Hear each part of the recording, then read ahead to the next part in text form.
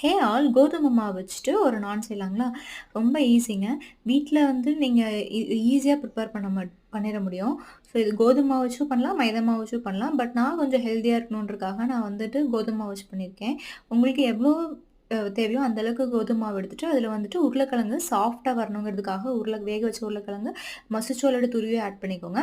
தென் இது கூட வந்துட்டு 1 கப் தயிரு, தென் வந்துட்டு உப்பு தேவையான உப்பு ஆட் பண்ணிக்கோங்க. ஆட் பண்ணிட்டு தண்ணி விட்டு சப்பாத்தி மாவு கன்சிஸ்டன்சிக்கு நல்லா சாஃப்ட்டா பெசஞ்சு எடுத்துக்கோங்க. ஒரு 10 டூ 15 மினிட்ஸ் வந்து நல்லா ஊற விட்டுட்டு, இது இப்ப வந்து சப்பாத்தி தேய்க்கிற மாரி இப்ப இத வந்து சிலிண்ட்ரிக்கல் ஷேப்ல நல்லா தேய்ச்சுட்டு, இன்னொரு பக்கம் வந்துட்டு வாட்டர் வச்சு பிரஷ் பண்ணிட்டு, அத நீங்க வந்து நார்மலா தோசைக்கல்லே நீங்க போட்டு எடுக்கலாங்க. தோசைக்கல்ல போட்டு எடுத்துட்டு, நீங்க திருப்பி தோசைக்கல்ல திருப்பி புடிச்சீங்கன்னா, அந்த சைடு வெந்துரும். இல்ல தோசைக்கல்ல திருப்பி பிடிக்க முடியாது, ரொம்ப நேரம் வச்சிருக்க முடியாது அப்டின்னா, நீங்க வந்து அத வந்து நீங்க திருப்பி போட்டுறலாம். இப்ப நம்ம எப்படி தோசை, சப்பாத்திலாம் திருப்பி போடலாம், அந்த மாரி வந்துட்டு இந்த வீடியோல காட்டுற மாரி திருப்பி போட்டீங்கனாலுமே, அது அழகா வெந்து வந்துருங்க. இதுல நீங்க வந்துட்டு மேல வந்துட்டு பட்டரோ, கீயோ வெந்ததுக்கு அப்புறமா வந்து ஆட் பண்ணிக்கலாம். நான் வந்துட்டு இன்னைக்கு வந்துட்டு பட்டர் கார்லிக் தான் வந்து நான் ட்ரை பண்ணியிருந்தேன். ஸோ மறக்காம வீடியோ சேவ் பண்ணிட்டு ட்ரை பண்ணி பாருங்க. இதே மாதிரி இன்னொரு ரெசிபில பார்க்கலாம். Until then see you bye.